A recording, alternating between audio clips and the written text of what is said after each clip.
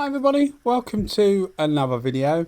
So this one is the ANI Skull. So the ANI Skull is actually a version of the ANI Black, which is it's their top of the range spray gun. Now I did an unboxing video of this, so you can see all what comes with it, a spray out pattern of the 3 different caps, etc. I'll put a link in the description so that you can go to that and look at that if you want to. But concentrating here, I'm actually concentrating here on the HVLP cap, because I've been getting into HVLP lately because I'd always avoided it because I didn't have the air. It does use more air than a conventional cap, but they do have some merits over other caps. Basically, they do use less material, they do create less overspray normally. The only real negative I can see is that they make it a little bit slower sometimes, and they also use more air. But if you don't mind those two trade-offs, they're actually very, very good. So I'm concentrating, as I say here, with the ANI Skull with the HVLP cap. You do actually get 2 other caps, the WB and the clear, and I have used all 3 caps, and I've been thoroughly impressed with this gun, really impressed with it. Let me just give you a bit of background. With ANI, I've always thought of them as a good value brand, in that they're cheaper than a lot of guns, but their guns actually perform really well. And I'm thinking here of, like, these days we're talking what, the F160, the R160, that sort of theme. They're not particularly expensive. Like if you compare the R160 to the SRI Pro Light, it's half the price. In fact, it's nearly a third of the price. So they're much cheaper, but they actually perform really well. So what was different for me with this one is that obviously you're paying a reasonable amount of money for it. So this cost me, I think at the time, about 350 quid plus the VAT, so about 419 quid I think it was. And at the time it was actually a special order, because Sprayguns Direct, which is where I got the gun from, didn't normally stock it. But one thing led to another, and eventually I got one, and they do stock it now, although I just looked and they're actually out of stock. But I'll put a link in the description so that you can find that. It's saying 2-week wait, but I don't know how long it is to wait, but that's where I got it from. And they've always given me good service whenever I've got stuff from them.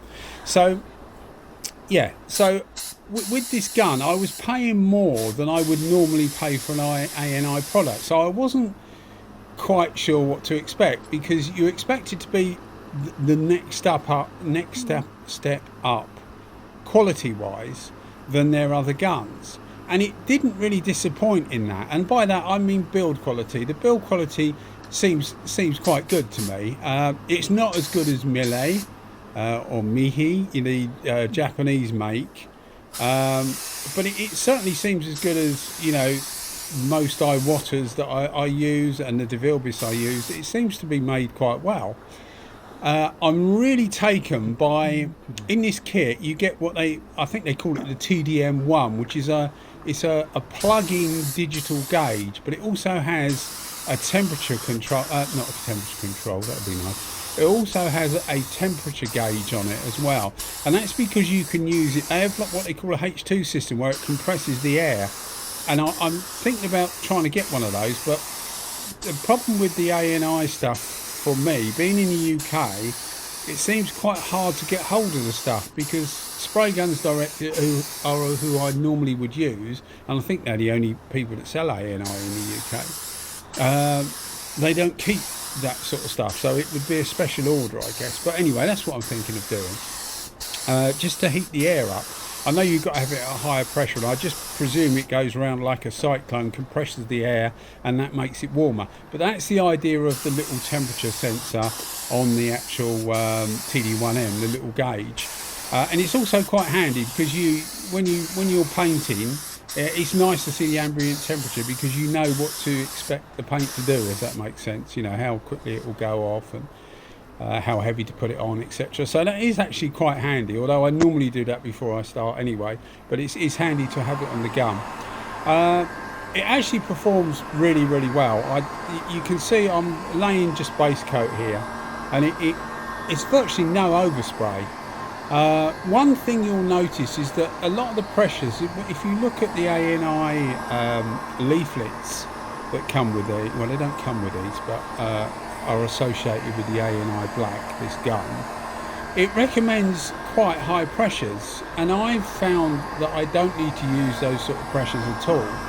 So for the HVLP, it actually recommends 2.6 at the base of the gun, so your normal regulator on the base of the gun, which will equate to about 1.6 bar on the digital gauge. Now, I was using 2 bar at the base of the gun, and that equated to about 1.3 on the digital gauge on the gun. Because the gauge is at the top of the gun, it's the same with all the gauges at the top of the gun. It's a lower pressure because it's actually gone through the gun, so it's dispersed more, if that makes sense. So you're not getting the pressure going through that you normally get when you've got a regulator at the bottom. So the two different gauges will read differently, and that led me into another conversation with somebody. You'll see it on the ANI Skull unboxing. I think that's where the thread started, and he was saying to me, you're using it at the wrong pressure, it should go up at a higher pressure. This is for the spray out for the different caps. You're using it at too low a pressure, and obviously pressure is something that it is to your desire, really, you know, for the finish you want and what you're trying to do.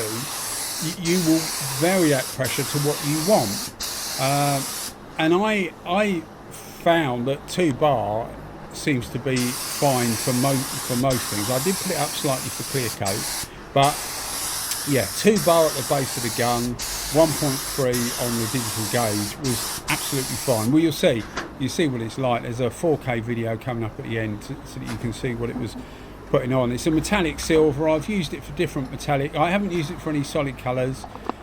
Just metallic colours, and it lays them on really nice and even, but there's virtually no overspray at this sort of pressure. There's virtually no overspray. For people that like to know, this took 550 millilitres of base coat, this rear bumper or fender, as you say in the US. So I've been thoroughly impressed with the gun, and for the price it is, with the 3 caps. I say 4 because they actually make a HPS, but you don't get that as well. But for the with the 3 caps and the gun and the digital gauge, I like the fact it's a plug-in digital gauge because you can just unplug it and not use it if you don't want to, and just rely on the regulator at the bottom, which works perfectly well. It seals up nicely. I really like that touch because a lot of the time you won't want a digital gauge, but sometimes you do. For whatever reason you might want it, but to be able to just take it off and not use it is brilliant. And it's the same gauge throughout their range, because they also do like an R150. I can't remember what the model number's called, but they do an R150 that receives the same digital gauge. But to get all that for I think the price has just gone up actually. Last time I looked, it was 360 quid plus VAT, which would be about 430 quid. For what you're getting, I think it's an absolute bargain. I really do. I think it's an absolute bargain.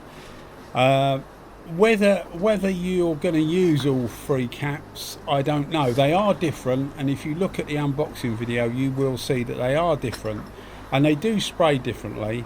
But I've been impressed with all 3 of them. I will do separate videos on the other caps, but I wanted to talk quite a bit about the other parts of ANI, as far as you know, their cheaper guns and what I expected of the dearer guns. So I didn't want to make the video too long with loads of footage of the you know, different caps. But you'll notice something a couple of people have asked me about using a heat gun on things, because I've got I've actually got 3 infrared lamps, but I often use a heat gun because I find it quite quick and effective.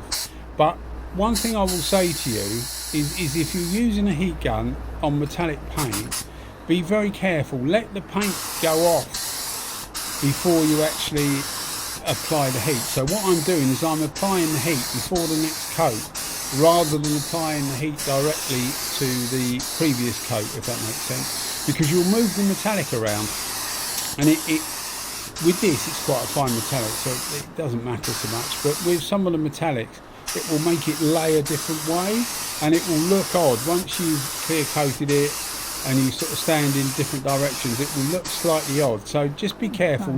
Let the paint more or less go off, and then if you want to put a bit of heat in there, just put a little bit of heat in it, and then when your next coat comes along, it's relatively warm for it underneath.